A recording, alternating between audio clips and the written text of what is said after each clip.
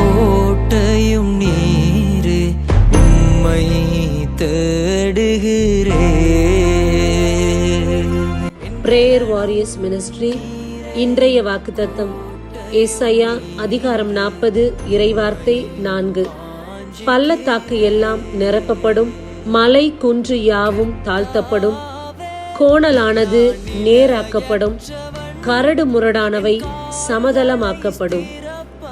அன்பார்ந்தவர்களே, இந்த நாளில் நம்முடைய கண்களுக்கு எதெல்லாம் குறைவாக காணப்படுகின்றதோ அது எல்லாவற்றையும் இறைவன் நிறைவாக மாற்றப் போகின்றார்.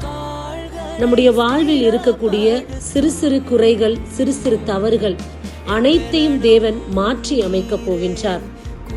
கோணலாய் இருக்கக்கூடிய பல காரியங்களை தேவன் இந்த நாளில் நேராக மாற்றப் போகின்றார்.